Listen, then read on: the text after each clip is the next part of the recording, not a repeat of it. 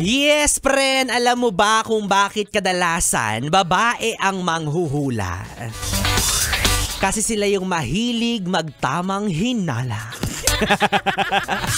O ikaw, naniniwala ka ba dyan, yes, friend? Na kadalasan raw kapag babae ang nagtamang hinala ay tumatama. Grabe, no? Iba talaga yung instinct ng mga kababaihan na kapag meron silang naramdaman or nakutuban, halos 90% tama talaga.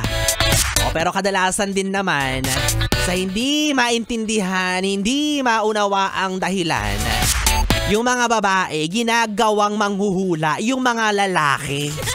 Hindi maintindihan kung ano bang gustong mangyari, hindi maintindihan kung ano bang pinuputok ng butse. Diba? Yung wala ka namang ginagawang masama, malinis yung konsensya mo, tapos yung girlfriend mo bigla na lang magtatampo, wala na paano siya. Diba? Kapag tinanong mo naman yung dahilan, iirapan ka lang.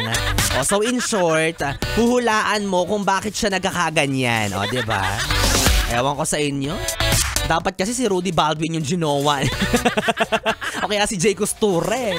Diba? Para naiintindihan kayo agad.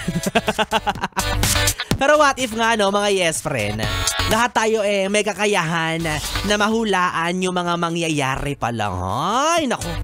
What if nahuhulaan mo agad, diba, na isang araw magmamahal ka, tapos sa dulo ipagpapalit ka lang pala sa iba? So anong gagawin mo? Iiwasan mo na lang ba na mahalin yung tao?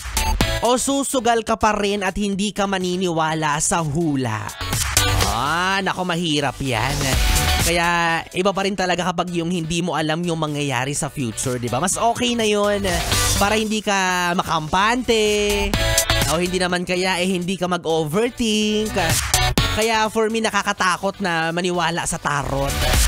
Oo, sabi nila, di ba? Mas okay pang maniwala ka sa kanta na ano, Que sera, sera.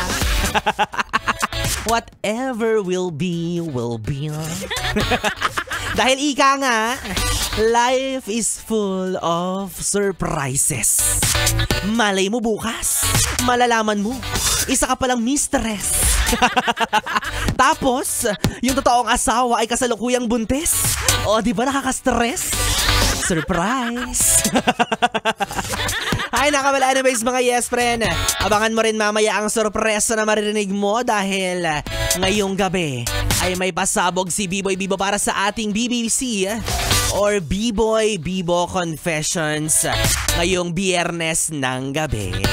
Dahil kapiling mo na ako, yes friend, ang DJ na mabilis bumayo, ang dila sa mikropono. Ako po si DJ B-Boy Bibo, at pwede mo akong makatabi hanggang mamayang alas 12 para sa ating BB Time. Kaya naman dito ka lang sa istasyong no problem, ang 101.1 Yes FM Solid.